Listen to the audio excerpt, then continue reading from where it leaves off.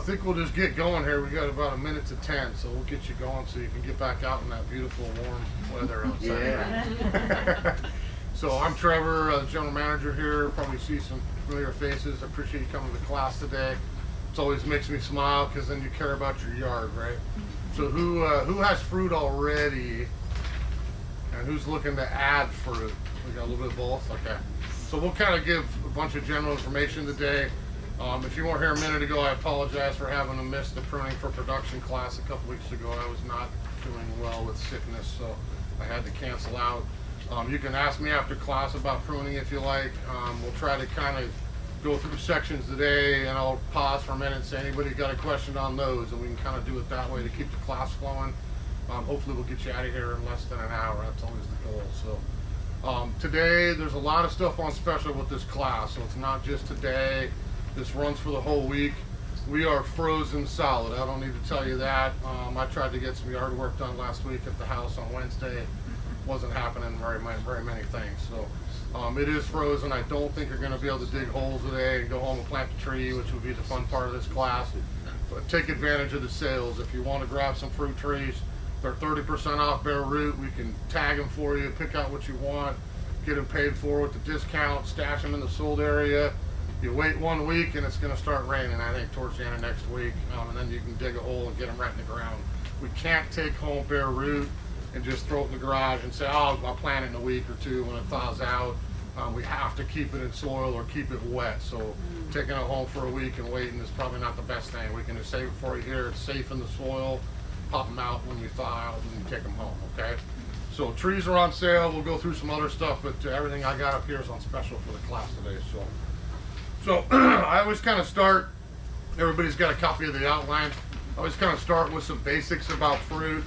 Our state's awesome. I love Washington, born and raised here, but we're very unique. We have two totally different climates, and if you Eastern Washington versus Western Washington, it's almost like two different planets, especially when it comes to growing fruit trees.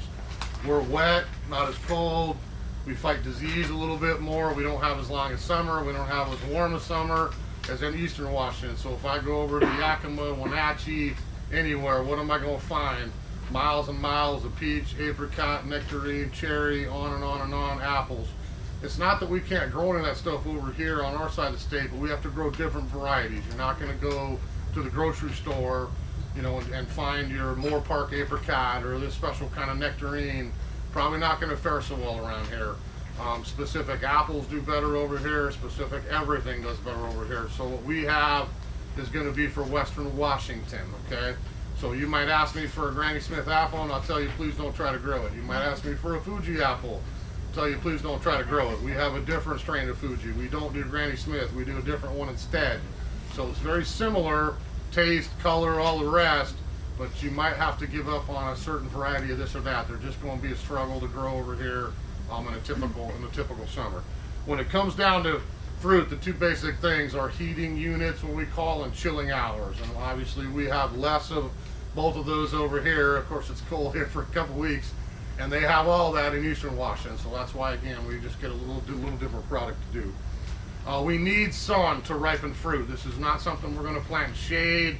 We're not going to plant it in the deep dark corner. We have to have sun. So I'd say minimum 6 hours, and I'd go more than that if you can. The more sun I have, the better ripening I'm going to have. You know, some years on our side of the state, we don't necessarily even get sun till after 4th of July on a few years. So I have to have the sun to get it to ripen. If it's a crappy summer and a longer spring, I'm not going to ripen until later into the fall. And if we start getting too far into the fall, we're not going to get the production that we would expect. So try to get the most sun as you can is always good.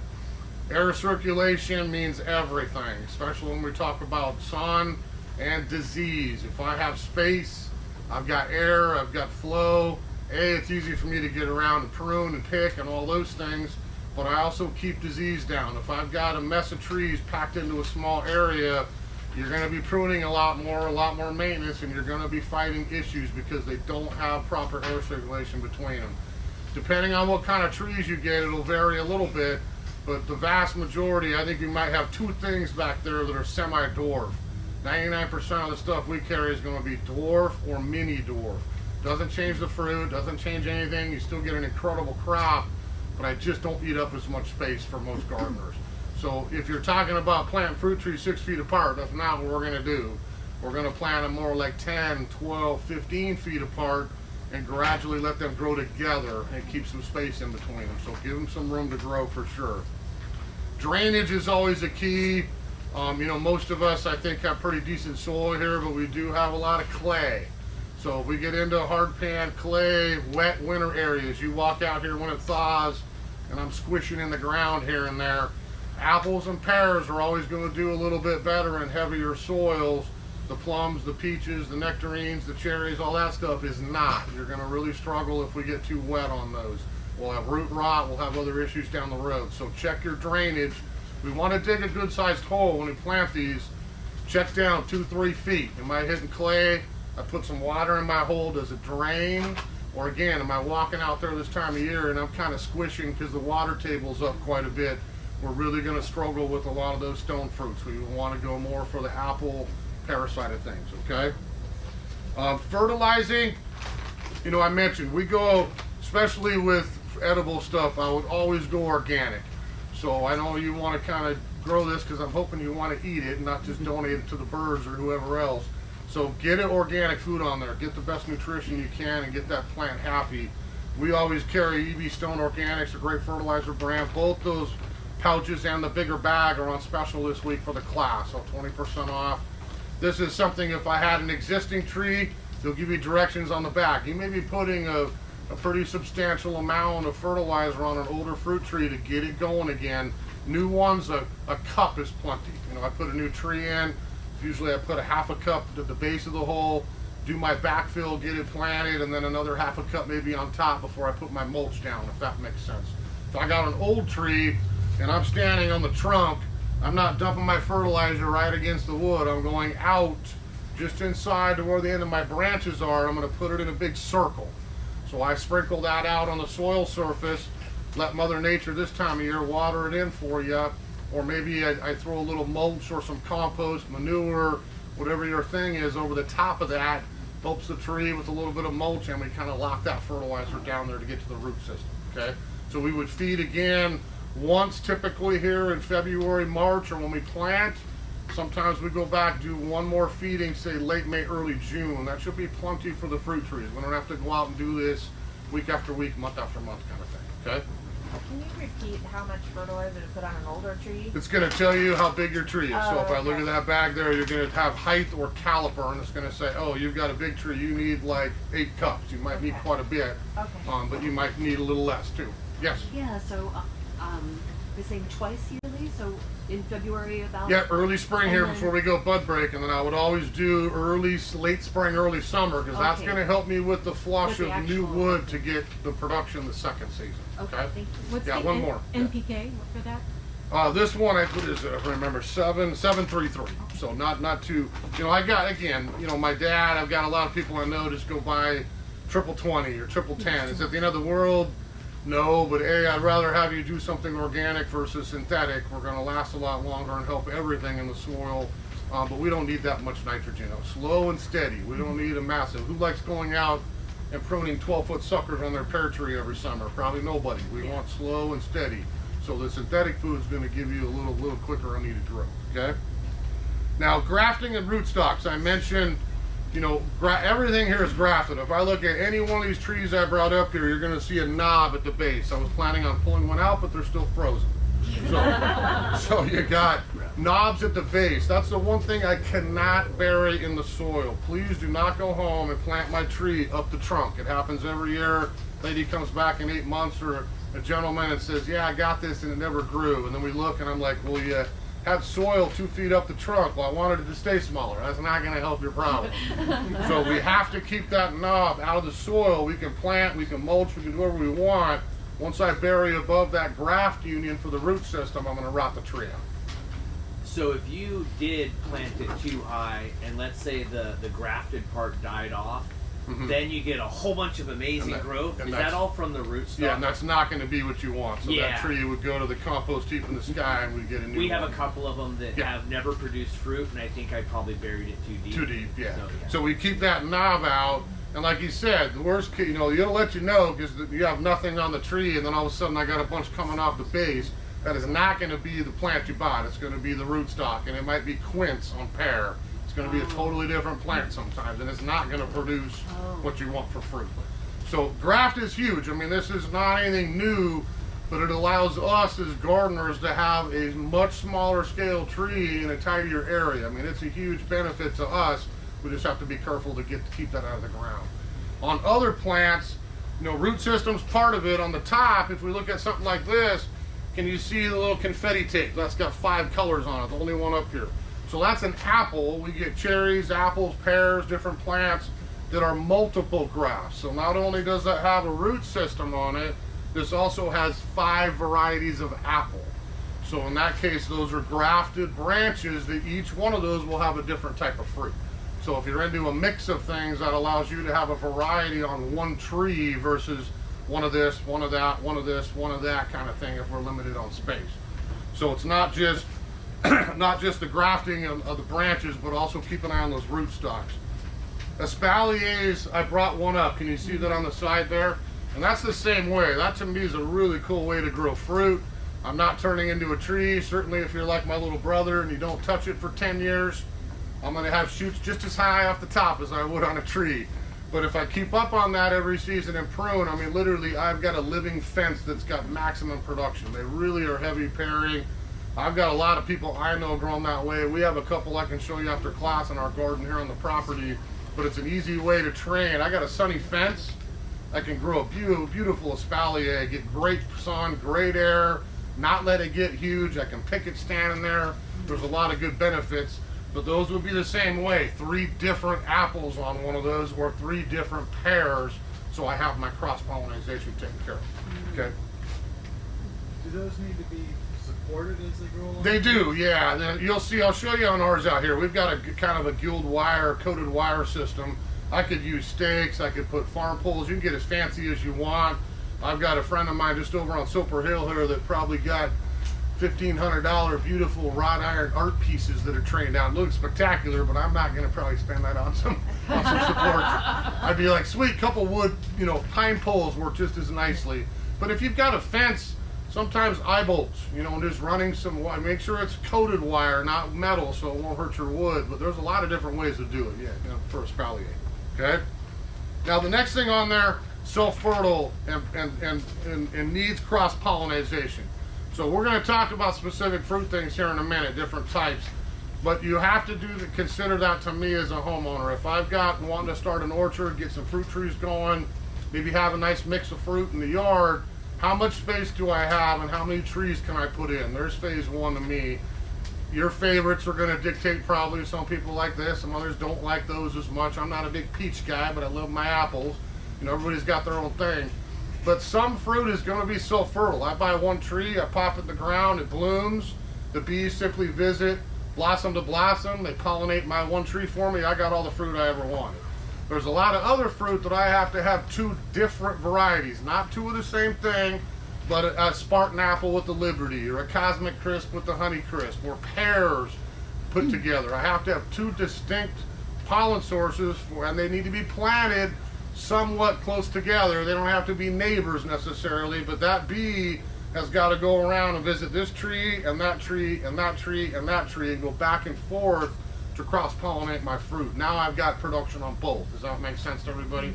So around here, it's Mr. Mason bee. That's the orchard mason bee is the one that's going to be out here. He's not quite out yet. It's still too cold. But I'd say a month, as we start to bloom, Mother Nature is always kind of timed with plants, so you're going to see mason bees popping out. If you have a lot of bloom and you don't get fruit, you probably don't have bees. And that's a different discussion with adding a little mason bee hive here or there, maybe in your yard to get them going. But if you don't have bees, you got no fruit. That's a huge thing with pollinators around here. So you get the mason bees in there. They're the ones, they look like flies. They don't sting. They would look like a bee, frankly. If you saw it, you'd probably be like, I don't know, is that a house fly or what are you doing out here? So it's just a different creature, but that is the workhorse for the orchard. So we protect our pollinators, we get production, we get happy fruit to eat, okay? Now, disease resistance is a big part of breeding. You know, we contribute every year to the research station up Mount Vernon, Washington State. Does an incredible amount in our specific area as far as research, Eastern Washington, Western Washington, what grows, what doesn't grow, what's new. I don't know, anyone want to read the new apples coming out, I think in 2029 now. Look pretty good too. It's a new apple they just named. I think it was Sunflare was the new cultivar. But they're always producing great things. I mean, some of this again is a little more for east versus west, but the point is that we're trying to help. Disease resistance, bug resistance, all that stuff, smaller rootstock, better fruit, easier to grow. You know, they're trying to make it easier for us gardeners by giving us some new options as well. So consider that a little bit. And then again, we talked about yearly fertilizing. The last thing there in that first section, maybe twice a year, watering and a little bit of maintenance. So watering is going to be huge. The fruit trees are not drought tolerant, but they also don't need to be watered every day. I mean, you're out there watering an old fruit tree, it might be every couple weeks in the summer. I would always rather have you soak the daylights out of it occasionally, let it dry out a bit, and then re-irrigate kind of thing. This little blessing it every day, you're never going to get down into the deeper root system. I don't need to probably tell you around here, it's probably like a mid-June to mid-September thing. I think we have plenty of rain to take care of our plants the rest of the year. On a weird year, sometimes it might be a little bit in May. Now that's on an old tree. If you take one home, it's not every day again, it's probably not every other day, but this first summer, if we mulch it right, we get it going, you're probably checking it a couple times a week. Once we get a root system going, it'll be less next summer, less the summer after that, and down the road, again, you'll be more established and need a little less water, okay? I'll talk a little bit at the end if you want about pruning, because that's probably the most maintenance part of growing fruit. It's a little bit different than maybe typical plants in our yard. I'll speak for me. I think all plants are beautiful. I'm not going to disrespect any plant at all. But an apple tree, I think we would admit, is probably not the one you're going to plant right in front of the picture window in front of the door in the front yard and say, there's my specimen. I mean, I think they're pretty, but that's typically a Japanese maple, a shade tree, something maybe a little more uniform. Fruit is the opposite. We don't want leaders. We want horizontal. We want to make it easy to pick. You know, we had a place in Coelum, for 30 years, and 30-year-old fruit trees, I could get on a two-step little stool and pick every single fruit in the entire orchard. I never need to climb up orchard ladders and get up 20 feet in the air. That's pruning. And genetics, the rootstock, the variety, all that together means I can be smaller, I take my leaders out, and I keep my crown spreading in shape versus going up. And that kind of goes back to the beginning when I said don't cram your trees so close together. If you want to get a 20-foot ladder and let them go straight up, I guess that's your thing, but I'd rather give them room to spread and stay low and make everything easier down the road, okay?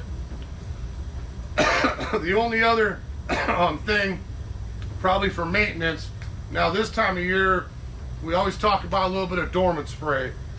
So we're going to turn this sideways so we don't get confused. Excuse me. So these two products are what we choose to carry for dormant spray. Now, I wrote a little article on this for the paper a couple weeks ago about doing some dormant spray. These are exactly the same two I mentioned. We've tried a lot over the years, as I'm sure maybe some of you have. Growing up, we had totally different sprays. I'd walk out in the yard and smell like rotten eggs. Too much sulfur. Then it was onto this, then it was onto that. The point is, we need to use something safe. It's not going to hurt anything in the yard, hurt us when we eat it, and something that's effective.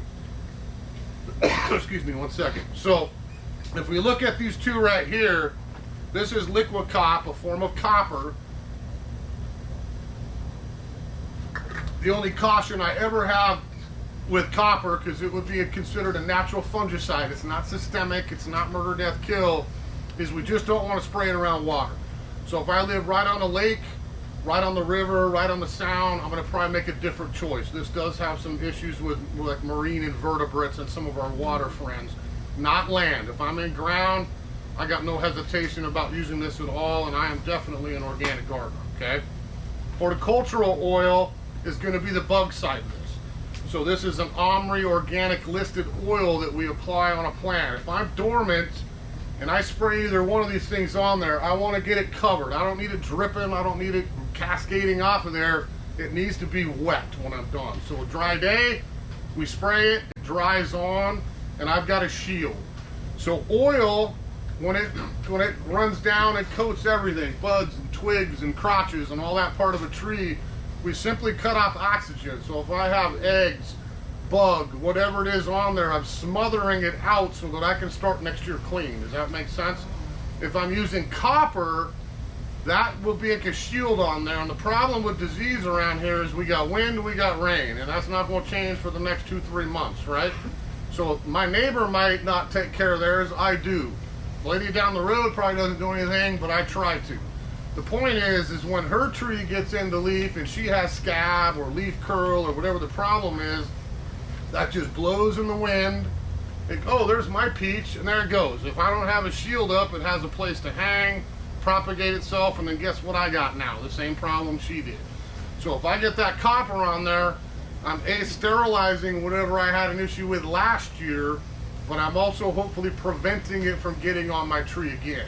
I like both of these because I think this copper lasts the longest, about 30 days. I've essentially got shields up for 30 days. So if I do it here before it blooms, I got shield 30 days. I let my tree bloom, then I put it on there again. Maybe I do it one more time in 30 days, and hopefully by then we're drying out a bit. The tree's leafed out, everything's kicking, and I don't have to worry about it quite as much in the summer. I can reuse both of these anytime I want during the growing season, except for when it's 90 degrees. Who knows how many days last year it was 90 that we probably could spray. Like when we shouldn't be out spraying in August anyway, because that's the only month it probably happens. So this is a all spring and a fall thing, okay? So consider dormant spray. Hold on one second. So if we consider dormant spray to kind of kick off the year, the other one I bring up, and this is not something we would use in dormant spray, is what we call our orchard spray here. So this is again a natural combination of sulfur fungicide and pyrethrin. So whether it's bug, aphids on the new growth of my plum, or I have a little bit of scab going in May and I want to halt it, that's a great combo spray in one spray that's natural, that I don't have to worry about the eating again, that I can spray on my tree and keep it that way. Is that making sense? Okay, go ahead. You said you spray the liquid cap on there even when it's in bloom. I thought you weren't supposed No, I didn't say in bloom, and that's what my next point was going to be. The one time we never spray anything, period, in the yard ever is when it's in bloom. So I don't care if we're talking about a fruit tree, an azalea, a rhodie, a rose, whatever it is, do not spray your flowers. If I spray any of this stuff in my bloom, I don't have bees, I got no production. So that's as simple as that. So we try to get it before bloom. Like I said, we let the tree flower, and then we get it again. Maybe I leave town and I miss my interval. Okay, well let it bloom. Don't run out there and spray it in flower. Get it when it's done blooming, and then off we go for the same schedule. Does that make sense? Yeah. So it's really a good way to protect. Now, is it for everybody? No. Am I telling you everybody go home and spray everything in your yard? That's not the point of this. I would think back to last year. Did you have a problem with this? If you're like me, you had rust on your, who's got pears? You had rust on your pear, didn't you? Anybody had rust? Nobody. Everybody had a rust, yes. Apple scab. Who had scab a little bit on their apples? There you go. Peach leaf curl, I can guarantee you if you're growing peach, even though the best ones are around here, you're going to fight peach leaf curl at some point. And that's apricot, peach, nectarine. So you do need to watch it, and if you had an issue last year, absolutely get the dormant spray down. Clean up the old leaves. We don't want fruit left on from last year. All that stuff's got to go. We get it sprayed and we start clean, and then we just monitor it as we go through the spring. Yes? So can you spray the liquid top on the apples when they're growing? Absolutely, yeah, it won't hurt it at all. Yeah, absolutely. Yeah, and again, as long as it's not 90, then there's just, and you should not have to be out spraying in the heat of the summer anyway. By then, it's all over and done with. If you missed your interval and you got your problem, you're probably going to be stuck with it for the year. Yes? Can you spray most of those on there? Yeah, so, and that, again, I thank you for asking, because I forgot to mention that. Part of the other reason why I like these two is, who likes to save time? I'm raising my hand. I can put those two in the same spray mixture. I don't have to get a sprayer, do it, clean it, and go do the other one. I can literally put hort oil and liquid cop right in the same mixture and get everything done at once. Yes? Summer, the aphids on our plum and plum were brutal. Yeah. Yeah, probably plum more than any of the trees tends to get the aphids, the cherries, the plums, some of those. So in the growing season, that's going to be this for sure. I would go straight to this bottle of natural pyrethrin and sulfur. You'll get the bugs for sure, but you will also help with some other things too. Yeah, for sure. Yeah. Okay. Let's see how we're doing. We're doing okay. So let's go through just a few things real quick. I kind of lumped a few of these types of fruits together just to kind of, because they're a little bit similar. So if you look at that first section on your sheet, we talk about apples, pears, Asian pears. So those are what we would call spur fruits. Does anyone know what a spur is?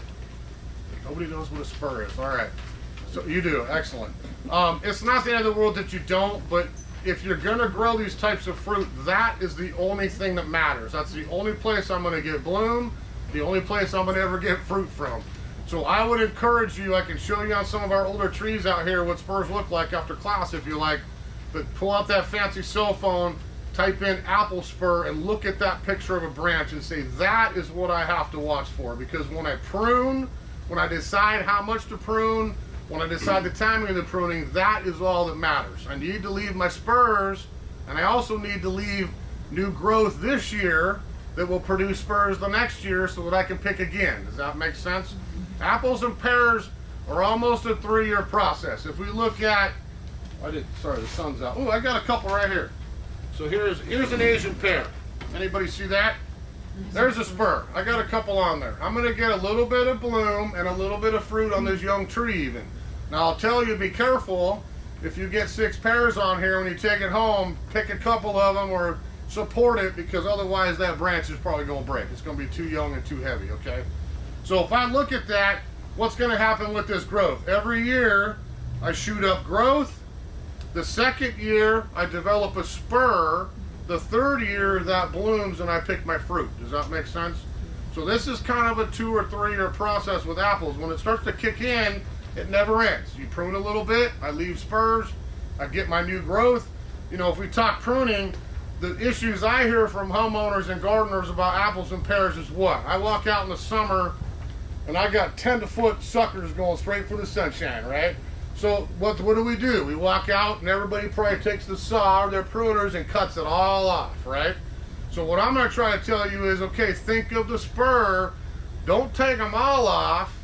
Take those shoots down. Leave yourself 2, 3, 4 buds going the direction you want it to go and cut to there. Because now that year, here comes my spurs, then I get to pick more fruit. Does that make sense? If I whack them all off year after year after year, I have no 1-year-old wood, okay? I'm not going to get any more spurs, and 2 years later you're going to go, well, this sucks, I get no fruit at all, or I get very little of it because you keep pruning off that wood. So it's not cut everything off.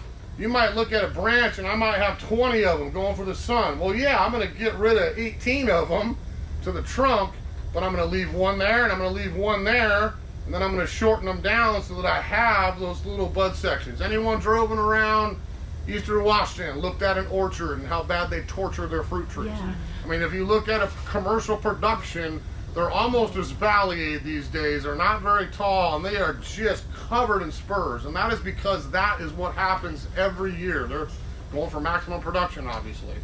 So do you have to do a massive amount of pruning? I don't think it's that much. But in the winter time, we tidy up a little bit. We get rid of bad crossing branches. We look at the structure because we can get to it. But I'm not interested in walking out in January, February and cutting everything back, because then you got nothing for that season, okay?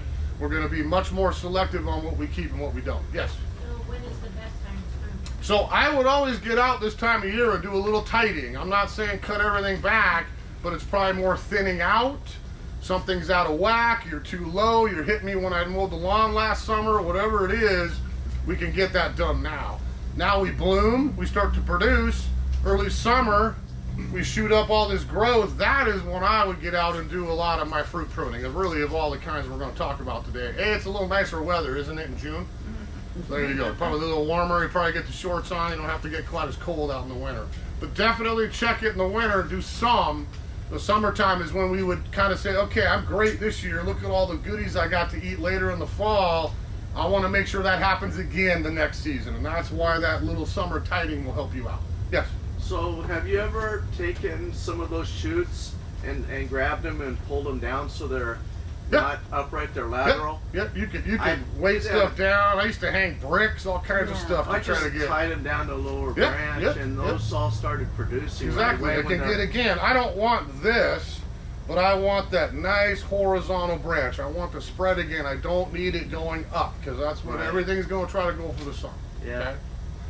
Okay, so apples, the main thing for us is, you know, I don't really need to teach you fancy rootstocks, but if you're into it, we carry pretty much all what they call M26 and M27. It's a meaningless number except for it just means it's a good rootstock.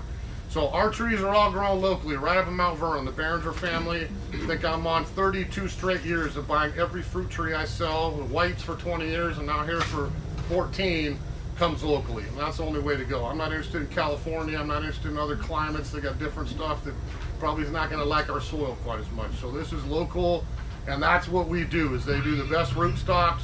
With apples, just a second, I'll stop after apples here. We got to keep her going.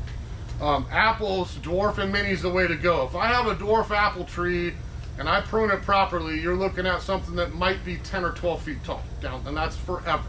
Okay, spread maybe a little more than that if we get it pruned right, but we're not going to be up so tall. Semi-dwarf would be more like 18 or 20. And standard, I don't even think it exists anymore, but now you're talking about grandma's tree that was up there 40 feet in the air that covered the whole backyard. That's just a different creature. So dwarf for us, or mini dwarf, and specifically with apple, that's something I could keep at, say, 8 feet. I mean, if I want a whiskey barrel size planter even, or a small spot in the yard, that's a rootstock that I could really keep down. It's not going to grow as fast. The same size fruit, it doesn't change anything. I want to make sure that's clear, but I just have a smaller scale tree to deal with. Okay? So those two rock. Those are the two rootstocks we carry. Now, every apple requires cross-pollination, period. If I'm going to buy an apple, either I buy a combo that has 4 or 5 kinds on it, I'm all set. That cross-pollinates itself, okay? But if I want a Honey Crisp, I got to get a Cosmic Crisp. If I want this apple, I got to get that apple. We have to have 2 different apples to work together to cross-pollinate to get fruit on both, okay? So all the apples that we carry work together. I'm going to start with that. A lot of people look online, and I think sometimes the websites lie to you. You don't have to get a specific this to go with that. All the apple times overlap in bloom for us in Western Washington. The only different thing you have to keep in mind is what we would call sterility, or a sterile apple. I think the only one I got this year, because I still love them, that's one my grandma had, is Gravenstein. Anyone know Gravenstein apple? It's a great cooking apple, sauces, pies, eating, all the above. It's a great apple. We don't sell a zillion of them, but that's the only one out there that's sterile. So it produces no usable pollen for a second tree. So if I want Gravenstein, I gotta get 3. Does that make sense? I can't just get one. I'll get fruit on it, but I'll never get fruit on my second one because it doesn't pollinate anything. So it's not that it's not worth having, but it's a great one to mix on a combo tree. Or if you like Gravenstein like I do, plant it, make sure you got 2 other ones and you're all set, okay? But every apple's gotta have 2. Now, there's a few Washington only. I chuckle because we get emails from all over the country. I get emails from New York and Australia sometimes, all over the world. Dude, love your website. Can you send me something? No. Hey, no, we're not doing that. But a lot of times it's fruit. These people in Idaho, Oregon even, they can't have this stuff. They are legally not allowed to sell our apples in other states. Cosmic Crisp is #1 on that. Sunrise Magic is another one. The Sun Flare that's coming out will be the same way. I think it's pretty cool that we get our own stuff and we don't have to share it. It's like, you got to move up here. I'm sure somebody drives up and smuggles it across the border. They're not going to come arrest you.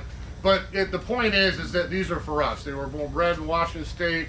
They remain in Washington State, which I think is a pretty cool deal. The one thing we got last year, they flew out of here because somebody got smart, and literally one customer bought 35 of the 40 trees I had like next week, if it's the same timing. So I don't know if you know those Lucy apples. That's another Washington thing. A farm just over the mountains. Spent about 20 years breeding these, but they have red flesh, and the taste is unbelievable. I tried them at a show, and I'm like, dude, that's not an apple. And he's like, yeah, it is. So it tastes almost like raspberry, like cran raspberry. Wow. You know, like a berry apple, like a juice. I mean, it's just delicious.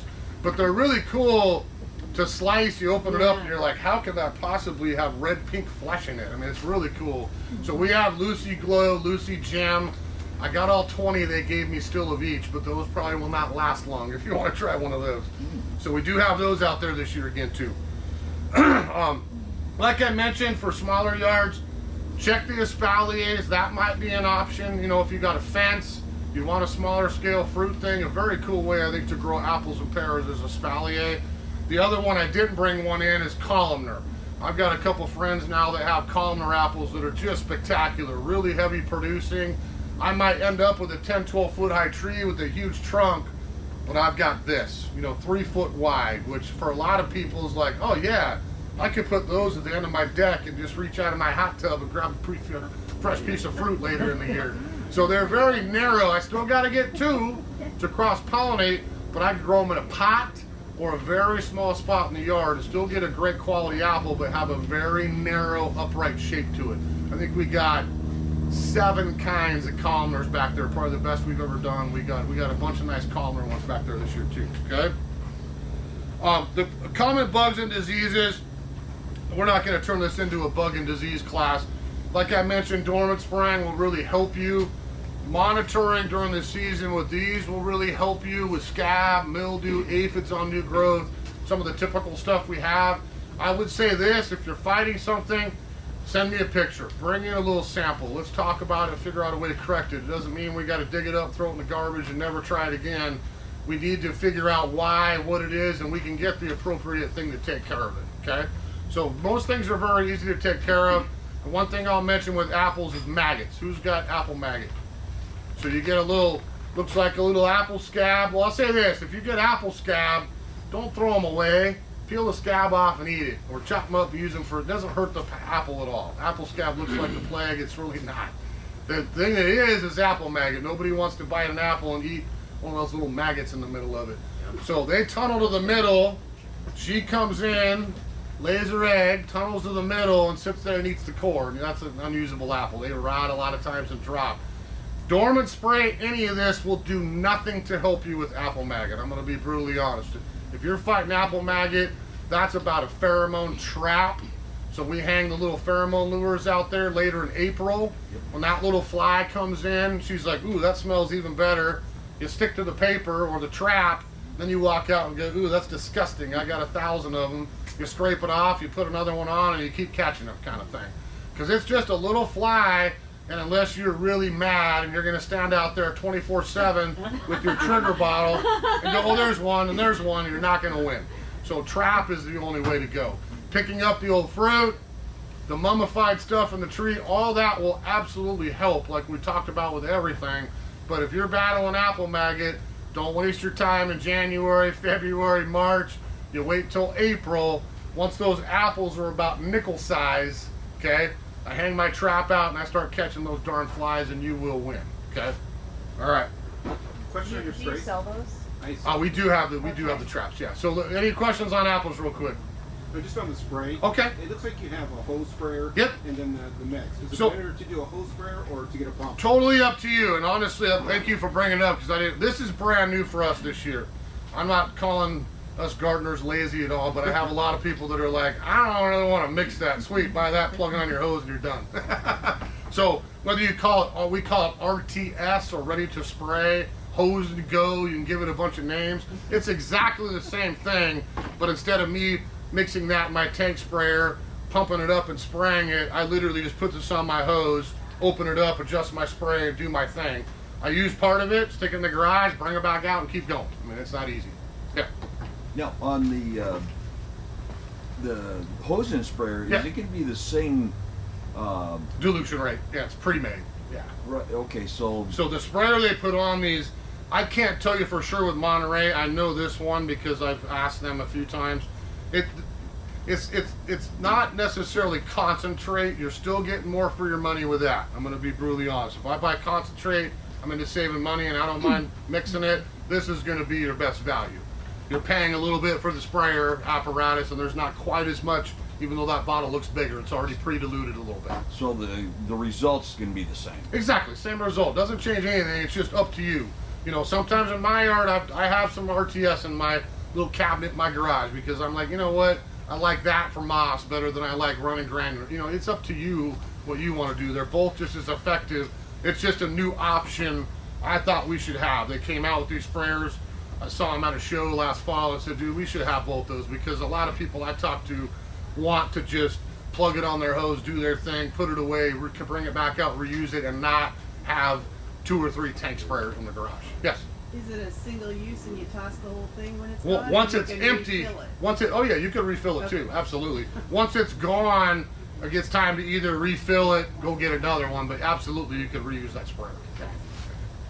Okay, so second one, we're running up. I knew we always get going on talking here, right? So pears and apples or pears, Asian pears are kind of the same thing. I mean, with just all the stuff we talked about with apples, the pruning, the spurs, all that business, exactly the same. So I won't do any more of that. If anything, I think pear might want to grow up even faster than apple does. Yes. And that may be something to keep in mind. Again, my pruning, to keep that thing spreading out. You're probably going to be a little bit bigger on a dwarf pear than you are going to be a dwarf apple anyway, but it still doesn't mean I have to have a 25-foot tree. If I prune properly, probably 12 or 15 is about it. That's not too bad. Okay. We still do dwarf on the pears. I don't have any pears back there, European or long neck or Asian pear with anything but dwarf rootstock. So we're still going to be a little bit shorter on those. All of them require cross-pollination again. I can buy a combo European pear, I can buy a combo Asian pear, and frankly, the two of them pollinate each other, if I'm going to be honest. You could do a European and an Asian, they bloom and they do the same thing anyway. You'll still get production doing it that way as well. There are now a bunch of crossed European, Asian pear specific varieties because they're a little different, a little rounder like an apple. They taste like a pear, they got the texture of a pear, but I don't have that long neck like you'd think typically on a European style pear, okay? So we get a bunch of pears back there. You know, there's certainly some really good ones to try. The issue probably with pear, like we talked about, is rust. Copper is the #1 thing to keep rust down. So you gotta keep up on that, I'll be honest with you. The last 3 years have been out of control. The problem, again, I'm not trying to turn this into a disease class, but the problem with most diseases is their alternate host. It really comes from this, but it only infects that. So the issue with pear rust is western red cedar. So every western red cedar, and I could walk out the door here and probably pick out 50 of them because they're native, that's where the rust is.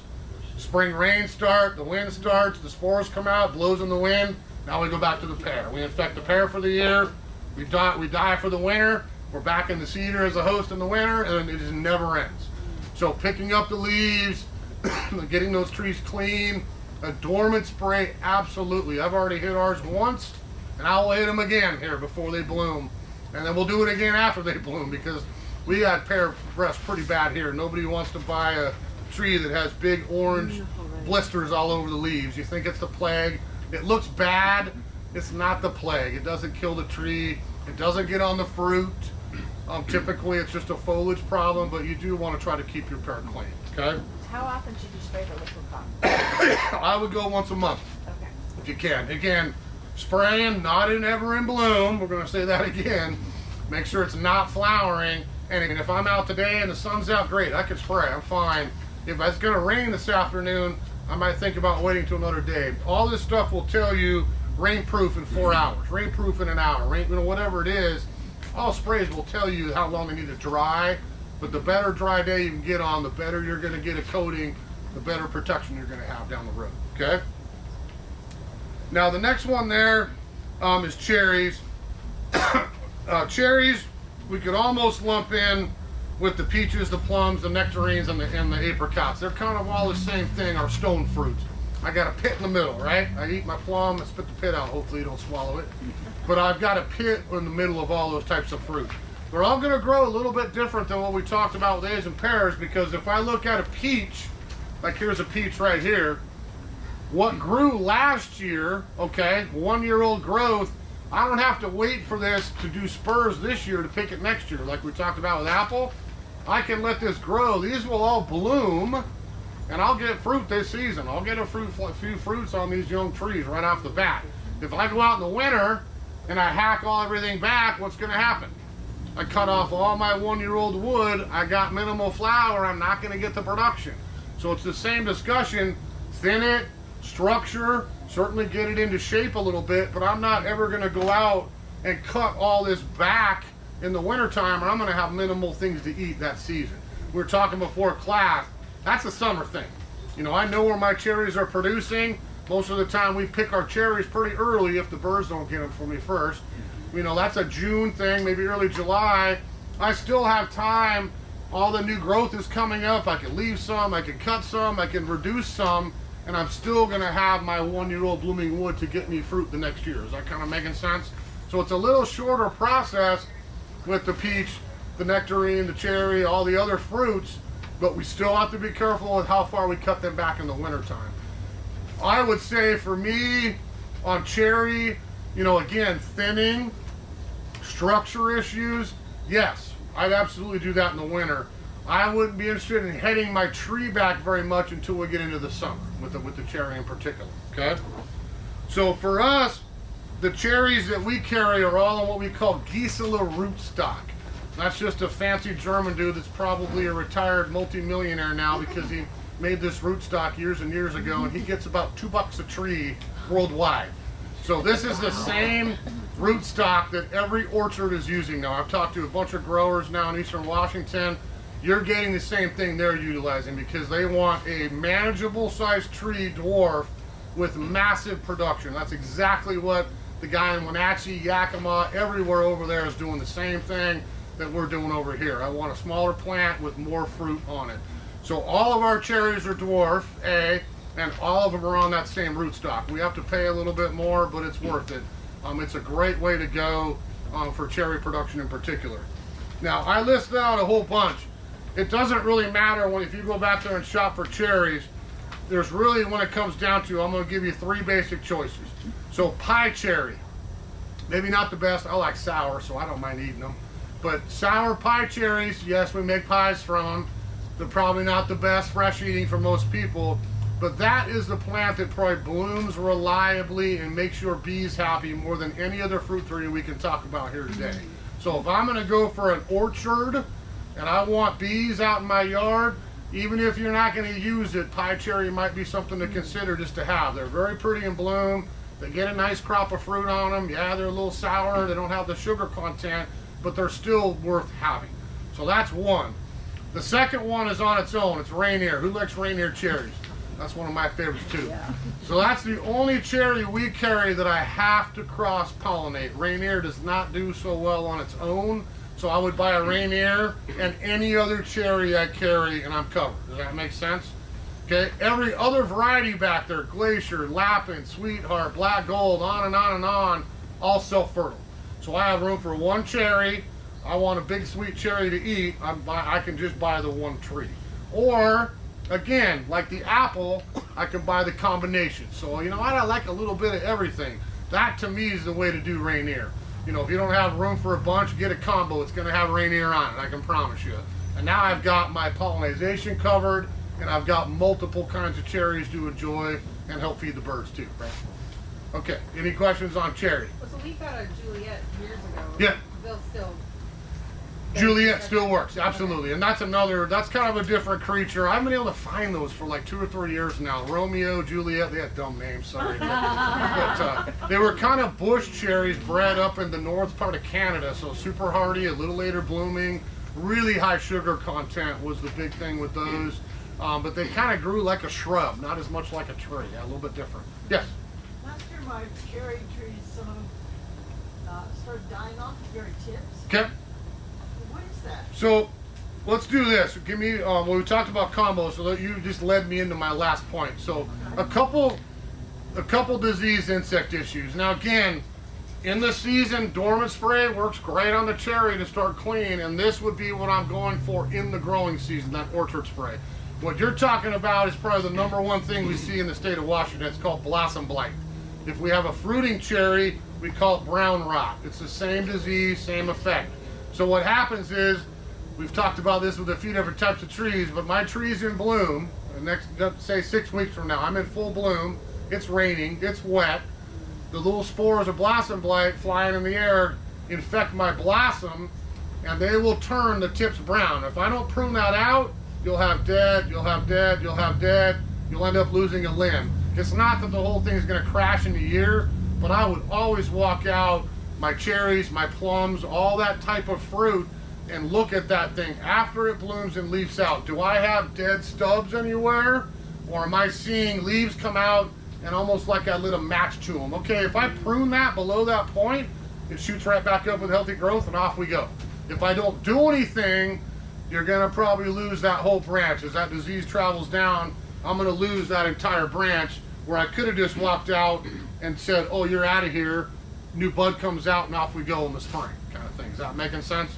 So blossom blight, it's probably, the issue to me is not necessarily fruit, it's the ornamental plants. So if I'm in a neighborhood and I'm growing a couple of cool fruiting cherries, my neighbor down has a ratty old Mount Fuji that hasn't been done anything with for the last 20 years.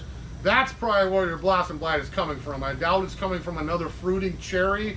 Typically it blows out of the flowering plums and the flowering cherries here when we get the wet spring weather, okay? All right? So let's go, we got one more there. So peach, nectarines, apricots, plums. Now, this is exactly like the cherry again. We're talking about 1 year growth. I set flower buds, I produce. I mean, it's that easy. I don't have to worry about the spur and the rest of it. So we follow the exact same kind of tips I just talked about with cherries on pruning.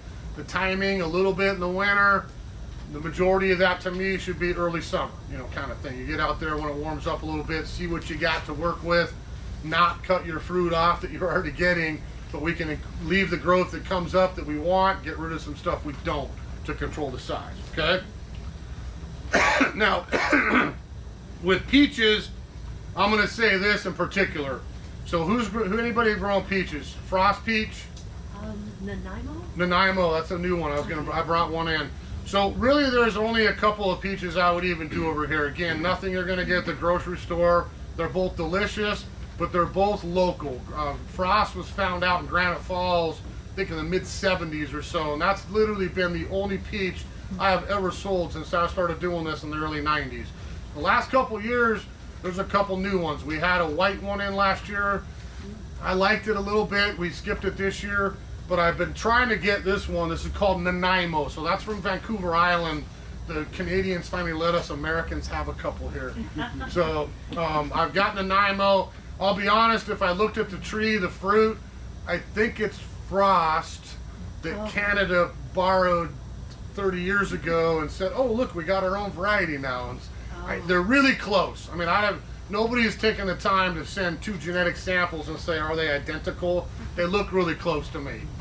So the idea is, again, the disease resistance. Whether you do either one of those, my chances for peach leaf curl, other issues have dropped exponentially. If you go to Costco, because they shouldn't be selling you trees anyway, and you walk in there, I looked at last year when I looked at the varieties they had and was like, dude, go over to the other side of the mountains. None of this stuff's ever going to grow here. And I get a lot of people that come in and say, I'm sorry I didn't buy this year. We're here to help. I don't care. And like, okay, what'd you get? She's like, I got this peach at Costco and it's just doing nothing. It's always that. It's just the wrong variety for that specific area. So watch when you buy. I think that a lot of the Lowe's, the Home Depots, those places might have a nice price little fruit tree starter. And a lot of times there's nothing wrong with it if it's a good variety, but a lot of times it's just not the right variety for our specific area. So peaches, it's Frost, it's Nanaimo, nothing else. They're both so fertile. I can buy 1 tree, I'm good to go. Apricots, it's Puget Gold and it's Hard Glow. Those are the only 2 we're ever going to carry here. I don't do any other apricots but those. The same issues, perhaps, the leaf curl, all the similar things we talked about, but those are the most disease-resistant varieties of apricot, okay? Nectarine, I couldn't get any this year, but the only one we usually get is one called Hardy Red. That's, again, the only one I've ever had any luck with on this side of the mountains, the only one we would ever have at our place as well. So I want probably more sun as much as I can with those types of trees, and I want to make sure I got good drainage. If you've got heavy clay, you got wet, those are at the top of the totem pole for the trees that are going to struggle with drainage issues. Peach, plum, cherry, nectarine, apricot. They are going to rot out in a few years once they get their system down into that clay. Okay? One more time, the apricot type. You'll find them out there. The only two, Puget Gold, excuse me, and Harglow. So Puget Gold goes back to my childhood. We had one growing up in Everett way back in the 70s. Lovely apricots. My mom, not my favorite fruit to be honest, but my mom loved them. My dad loved trying them. Now we always had great luck with Puget Gold. Probably 10, 12 years ago, Harglow came out of our research station. So when Washington State evaluated other options for us in Western Washington, they found Harglow had, again, superior disease resistance. So now we've added that as a second option, okay? Peaches, we got peaches, nectarines. Okay, so plums. Now back there in our fruit area, or any nursery for that matter, you should find two sections of plums. We have European plums and we have Japanese plums, okay? So if I go to the grocery store and I find those big juicy round plums, right? Those are typically going to be Japanese, okay? If I have oblong, oval shape, right? You think Italian plum, dried, we had a lot of those again as kids growing up. That's our European style plum. All the European plums, self-fertile. I can plant one, I've got fruit, I'm good to go. If I want Japanese, again, two different varieties of Japanese to cross-pollinate to get my fruit. Oh, what's up, Stubby? Her name, I call her Stubby, her name's Sweet Pea. Just coming to say hi. So does that kind of make sense with a plum? So again, do you love Japanese? You got room? Get two of those. They're absolutely delicious. If I'm limited space and I just want one big plum tree to pick, then we can go European. We get 5, 6 varieties of Japanese, and I got 5 or 6 varieties of European back there, so we got plenty to choose from. If you looked at our inventory, which is a lot of fruit right now, those are the two most popular fruit trees year after year after year for 30 years. Frost peach and Italian plum. Italian plum, we do 100 of both of those. Everything else is 10, 20, 5, 10, 20. Those are the two that everybody tends to go for, is the Italian. There's nothing wrong with the old Italian strain plum. There's other ones back there like that if you want to be different. There's some really fun yellow flesh. We got a couple of heirloom plums this year that I'm pretty psyched about. Mirabella de Metz is, I think, at the top of the totem pole for antioxidants and all kinds of extra, I'll think like Australian vitamins, right? We get vitamins. But there's some fun stuff in some of those old, we're trying to find some old school and some new school. We like a little bit of both when it comes to fruit, okay? Now, all that stuff we just talked about is going to be, again, dwarf rootstock. We don't have to worry about the size, so we'll keep our scale down. The plums are all dwarf, the peaches are all dwarf, all that stuff is on dwarf back there. You'll see it labeled as such, okay? The only things that I would worry about, again, the plum, the cherry, that kind of end of it is, again, we mentioned the blossom blight that she talked about. I would really watch for that here. It always depends on how wet we are and how long it lasts to me. If we have one of those summers that don't really come till later June, July, you're probably going to need to spray a little bit longer into the season to keep that blossom blight down. If it gets warm, a couple years ago, I think we were up in the 80s in May. That's why warmer and drier, I'm probably good to go. I'm not going to have to worry about it quite as much. The apricot, the peach, and if we had them, the nectarine, we'll have them again next year. Those three to me are a little bit more work. And I don't mean that as a negative thing, but if you really want to grow those three things successfully, you have to spray, you have to keep up on it. The way our weather is over here, peach leaf curl will come. Last year was horrible, probably the worst I've ever seen at the nursery, and I've been doing this over 30 years. So watch for it. Copper, copper, and more copper. I sprayed ours. They got sprayed by Behringer's mid-December. I'll be spraying them again here later this month. I will do it again after they bloom. But if you take it home, keep up on it. Really try to do this once a month. If I can get through the wet spring weather and get to summer, I'm gonna be fine. If I walk away and you come back here in July and say, what's wrong with my peach? I got a bunch of, pistol curled, nasty looking leaves. Again, it's not that your tree is going to die, but you're probably going to be stuck with it for the year, and it may affect a little bit of the production. So again, we have a problem like that. The fall comes, we clean it up, we get it out of the yard, we don't leave leaves on the ground. We make sure we get a dormant spray on it, and then we keep up on that spring monitoring, if that makes sense, okay? So those three, maybe just a touch a little bit more. Now, real quick, before I get you out of here, we're almost time. The couple other things we have back there that are kind of fun are some nuts. Like everybody likes nuts, right? So we have filbert nuts back there. We have to have 2 different filberts to grow. If you like your hazelnuts or filbert nuts, you got to get 2 different varieties. They cross-pollinate. We're good to go. All the ones we carry, you can get 2 of any one of them and you're fine. All the filberts we carry are immune to the filbert blight. So if we were doing this class down in Oregon, 20 years ago, they wouldn't even let you have a filbert nut in your yard as a homeowner because of the commercial production down there. So Oregon State has bred that out. If you think back, 70 years ago, Dutch elm disease, we can go through man history, all these pathogens that killed every single tree that existence, man's figured out a way to make it resistant. So nothing changes, they're all great nuts. That's all they're growing down there now too commercially. But the point is, you don't have to worry about getting the blight because there is no cure, no spray. We pitched that tree and we got to start over again if that's what happens. We get a walnut. Now, I like walnuts too.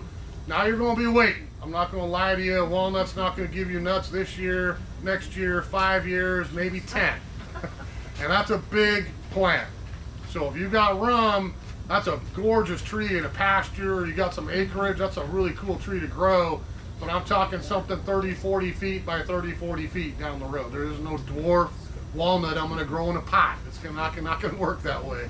And we have to wait for age to get the production. The almonds are really fun to me. My dad's doing a bunch of these. We do Hall's Hardy Almond. If you like almonds, that's just like our cherry, plum, that kind of discussion. The same family as almond trees as those. So we got new growth. We get our nut production. We're careful how we prune. It's always on 1-year-old wood.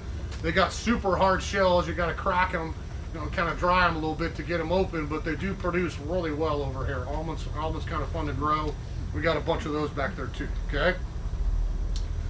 Figs we'll have here quickly, and it's not that it's not the hardiest thing in the world. I'm not worried. I think we've been 20 degrees here. Last winter we got down to 7. Some people might have had some damage to some of their fig wood, and then they start over on the root system and off they go again. But fig grows pretty fast, pretty big, and there's a lot of great figs we can grow here. Maximum sun, beyond 6 hours. The best figs I've ever seen were up against a building, reflected heat facing due south, because I need all the heat I can get to get 1 crop and probably 2 if we have a decent summer. So we'll have a whole slew of different figs in here. You're probably talking more like mid-March to early mid-April. You'll see little seedlings come in. We get some bigger ones, but we probably carry 10, 12 different figs, and they're all worthy of growing here in Western Washington. Last one's persimmon. I'll be honest, that's a tough one with me. Who's anybody growing persimmons? Everybody else is giving up too. The problem with persimmon is ripe time. So if we look at all the persimmons people ask me for, they all ripen in November, and we don't have long enough summer typically. Persimmon is an absolutely beautiful tree. I will tell you, if I was to pick probably the 5 best fall colored plants in existence, persimmon would be the one of them for me. It's a really pretty tree to have in the yard anyway. The fruit to me would be a bonus. I like persimmon fruit, so that's kind of a fun one to try. But just be careful. We'll have a few of these in, but I'm very specific on trying to get earlier ripening strains that will do okay, and we have a better chance of getting to grow here. Most of the stuff I see again at grocery stores that people sell this and that, it's like, I'd wish you luck. Not to say you can't, but most people I've talked to are like, it just doesn't ever get much fruit on it. If that's the reason you're growing, it's going to be a little bit tougher that way, okay? Now, the last thing, and we could do some questions, is I don't need to read this whole thing, but I've kind of added this the last couple years because this whole idea of a guild is kind of getting huge in horticulture with certain homeowners, people homesteading, wanting to grow their own. I mean, since the pandemic kind of started, those are the 2 crazes to me in the nursery industry, is everybody wants to grow more vegetables, berries, and fruit. I mean, everybody's into kind of growing their own, which is a great thing. I mean, that's how I kind of grow up doing myself. So think of that area of the yard. Does it have to be an orchard? Maybe not. We don't need to just say, oh, I'm going to dedicate this because I don't want any of the rest of it in my yard. It's not that. But when you create an area where you're trying to grow berries and fruits and different things together, think of that area as kind of its own little ecosystem. Think about pollinators, think about spraying, think about other plants that you plant in that area that might help you attract pollinators and maybe detract from getting bugs. Is that kind of making sense? So it's almost like, you know, how can I, not to get all hippie on you, but it's almost like, how can I turn this little area into its own little self-sustaining part of my yard? I mulch it, I add green material, it fixes nitrogen, it fixes my soil, I use organic foods, safe sprays, all that stuff kind of added up. That'd be something to think about if you're kind of looking at this new guild. If you looked up on your fancy cell phone on Google and just said Fruit Tree Guild, it would punch you up some great ideas to think about, you know, in your yard. Does it, you know, is it an orchard? Is it part of the landscape? You know, that's up to you. Speaking for me, I keep things mixed together now. I don't have a problem looking out. I'm out weeding in the summer. It's nice to have a blueberry here that I can snack on. And I got another one over here, because it's not like it used to be where, you know, you had your blueberry patch and here's the raspberries and here's this and here's the fruit and here's that. It doesn't have to be its own little garden.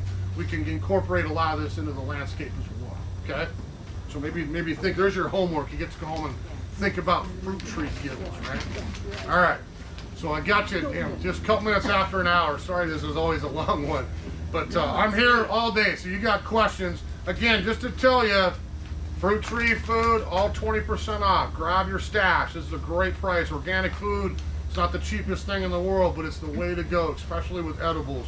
The sprays, you know, smart gardeners are like, sweet, I'll buy one of those and I got my whole year covered on discount, you know, kind of thing.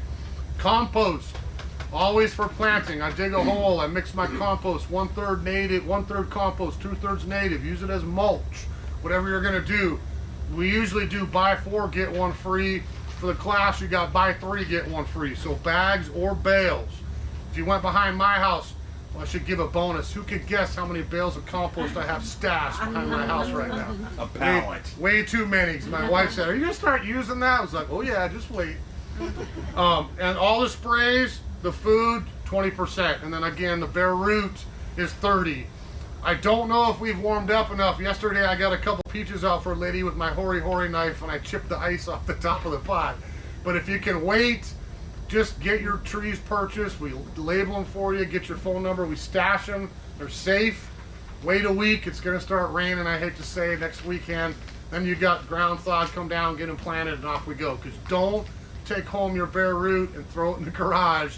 It's not gonna turn out so well. You're gonna come back in 2 weeks and say, this never grew. And it's like, yeah, I dried out, we got it in the garage, we got to keep it wet, keep it safe, and then we're good to go. If you got area, you can take them home, lay them on the ground, just pile of soil over the roots and walk away for a week or two till you get to it. Then I can pop them up, put them in the ground, and off we go. Okay? So we got any questions? We get 30% for whatever's left next weekend? Yep, so this is, all this stuff is special today through all next week. The bare root thing started with this class. That's going to go for probably 2 months. So, Any ID or anything for that? what's that? Do we need any identification? No. You come in. We're easy. You come in here and say, "I was at Trevor's boring fruit class last Saturday." she hits the button. You get the discount. Makes it easy. So I can't ever give you a date because someone will ask me, "Well, when's the bare root sale?" And I don't know what the weather's going to do. And so for me, it won't be for at least a month, 6-8 weeks. You know, I get to about mid-March and I start looking at things and I pull a tree out. Yeah, he's okay still. Once we get white roots and feeding roots and things are growing, bare roots shut off. You got to take it home with the dirt. You just don't get the 30%. So if you know what you want, you can get the holes in. You can get them going. Save the money because that's a huge discount. I'm taking stuff home bare root. Yeah, I'm not just saying this because I'm here and I run this place. We got probably the best crop of fruit trees I've ever seen in over 30 years. I called Behringer's when we finished planting last week and was like, "Joey, Missy, I can't thank you enough. The trees are really well, good caliper, great branching.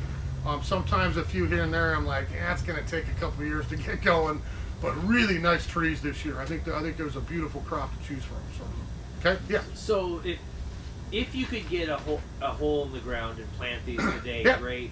But let's say a week from now, Yeah. we do get a little bit of snow. Yeah. Is that's going to be okay? No matter how cold, no matter how much it rains, I wouldn't worry about any of that. The issue is if I have that tree out of the ground and freeze, and we got problems, kind of thing. But if you have it in the ground, you have no worries about cold at all. Oh. This is all like the least hardy thing of anything back there in fruit. You're talking something like 10 to 20 degrees below zero. I mean, literally. This is stuff Eastern Washington, the plains. You can grow it anywhere. It's not a temperature thing. And what would you tell someone who has beach sand in their Compost. Yeah, if you've got a lot of sand. To me, it's a great question. You know, asked you, if you didn't hear, he asked about the little sandy. He's got a lot of beach sand. It's the same thing for clay, and it's the same thing for sand. If I'm trying to get some more structure to sand and retain moisture to get better trees, you want compost. You're probably going to mix 50-50 with your sand mixture in your holes, and then you've got great soil. Clay is the opposite.